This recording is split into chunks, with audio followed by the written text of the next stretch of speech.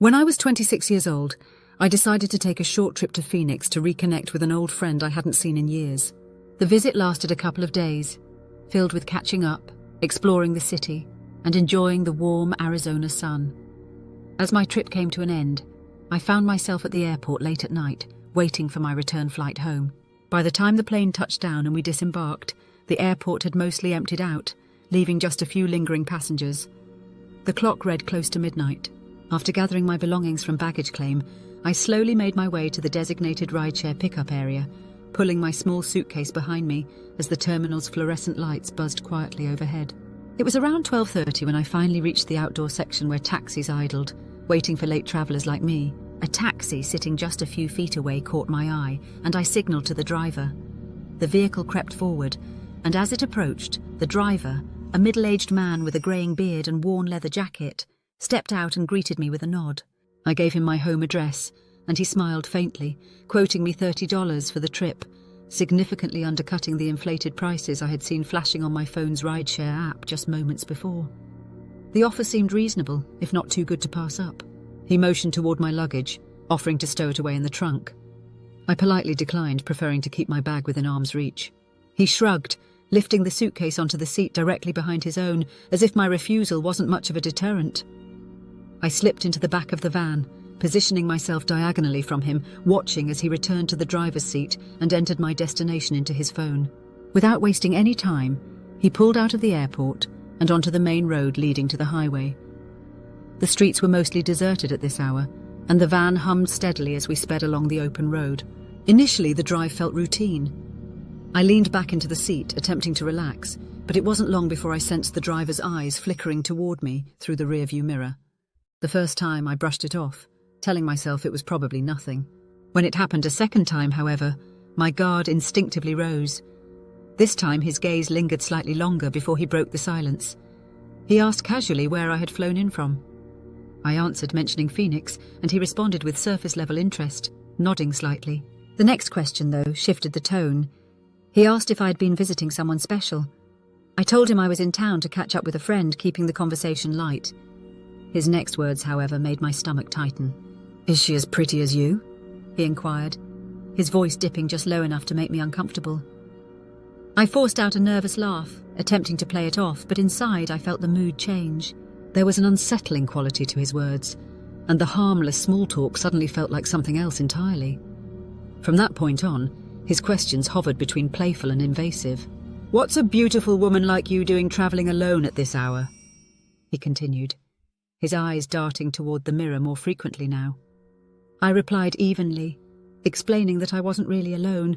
I had been with a friend.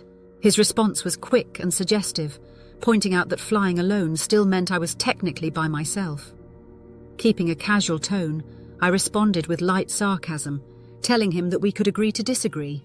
He chuckled softly, but the way he held my gaze in the mirror felt deliberate, as if he was gauging my reaction. I tried to refocus on the passing city lights, but the uneasy feeling settled more deeply as we drove further. Eventually, I noticed something strange. The overpass near my exit blurred by in a rush, but the driver didn't slow down. My heart jumped slightly. I leaned forward, raising my voice slightly, and told him that we had just missed my exit. He offered a quick apology, saying he'd catch the next one, but something about the situation didn't sit right with me. I craned my neck to try and glimpse the GPS on his screen, but the angle obscured it from view. As the next exit approached, I sat up straighter and spoke more firmly this time, insisting that he take it. For a brief moment, he hesitated, his hands tightening on the wheel, but eventually he flicked on the turn signal and merged off the highway. Even as we slowed down, his gaze met mine in the mirror once more. And this time, the look wasn't polite curiosity. It felt like something else entirely. "That was my exit," I said, leaning forward slightly, trying to keep my voice steady.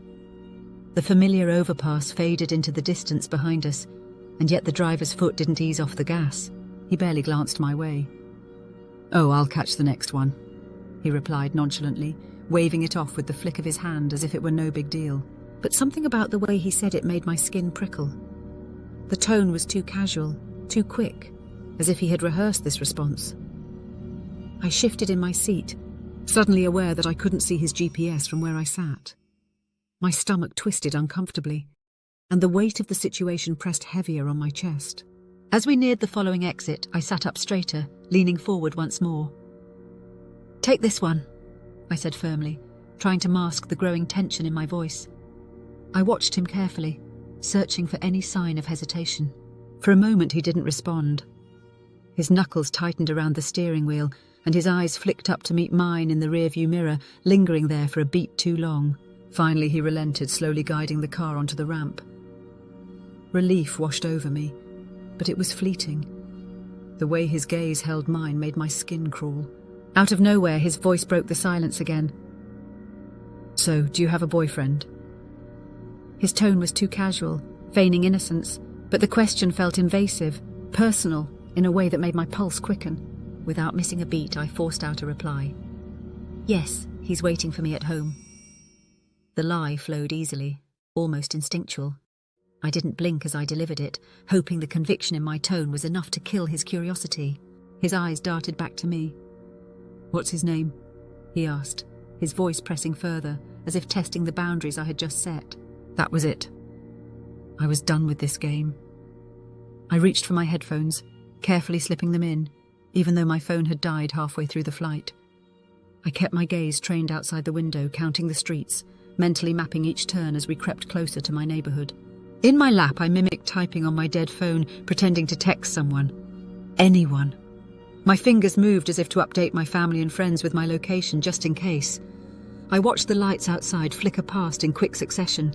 We pulled up to a red light, the glow casting long shadows inside the car. His eyes shifted back to me, dark and unblinking in the mirror.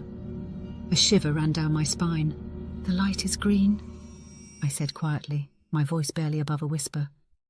He hesitated a second longer before easing the car forward. I pressed harder on the fake text to my brother. He was the only one I knew would be awake at this hour. I described the situation in vague detail, leaving out enough so he wouldn't panic, but enough to know something was off. His reply was immediate. "Get out if you feel unsafe." The next red light felt like an eternity. My eyes darted around the intersection, searching for anything or anyone. A police cruiser sat idle in the empty lot just ahead. The decision was instantaneous. I grabbed my bag, one hand already on the door handle. "What are you doing?" the driver shouted, his voice laced with frustration as I shoved the door open. He reached forward, trying to pull the door shut from his seat, but I forced it wider, slipping out onto the sidewalk. Without glancing back, I sprinted toward the police car, the gravel crunching beneath my shoes. I didn't care about the shouting behind me. I didn't look to see if he followed. By the time I reached the officer, the cab had sped off, tires screeching as it disappeared into the night. Out of breath, I recounted the events quickly, my words tumbling out faster than I could organize them. The officer nodded patiently and offered me a ride home. I hesitated, feeling silly, but the thought of getting back into another car made my heart race. I accepted. Once home, I locked every door, double-checking each bolt twice. I dropped onto my bed, finally allowing my exhaustion to take over. But just as my eyes began to close, a soft knock echoed through the apartment. I froze. The sound came again, louder this time. I barely dared to breathe. Could it be him? He had my address. The knocking persisted for several minutes before fading into silence. I never moved from my spot. Sleep eventually claimed me, but unease lingered. The next day felt normal, ordinary. I brushed off the night as paranoia, telling myself it was nothing more than my imagination running wild. That was until lunch, when my neighbour George called. His words shattered the fragile calm I had built. "Hey, someone came by your apartment earlier," he said casually. "He said he was your dad and wanted to get inside. Seemed strange, so I didn't let him in." I swallowed hard. "My dad's at work," I replied. The air felt thick as I explained everything to George. That evening, as I packed to stay at my parents' house for a few days, the weight of the apartment pressed down on me. Shadows seemed to stretch longer, corners felt darker. I hurried, ignoring the irrational fear that crept into my mind. As I zipped the last bag, a faint voice drifted from the spare room. "I wasn't going to hurt you." I didn't think. I ran. I bolted out the front door, screaming for George as the hallway blurred around me. His wife joined him at the door, and together we called the police. By the time they arrived, the intruder was gone. The backsliding door stood ajar, a quiet reminder of how vulnerable I had been. I never got his license plate. I couldn't remember any detail except the yellow minivan. I stayed with my parents for a week. Now, cameras watch over my apartment, and a taser lives beside my bed. I've since moved twice. I haven't taken a taxi since. I doubt I ever will. If you enjoyed this chilling tale, make sure to leave a comment below and share your thoughts. Have you ever experienced something strange on a deserted road? I'd love to hear your stories. And don't forget, subscribe to the channel for more eerie encounters and terrifying true stories. There's plenty more where this came from, if you dare.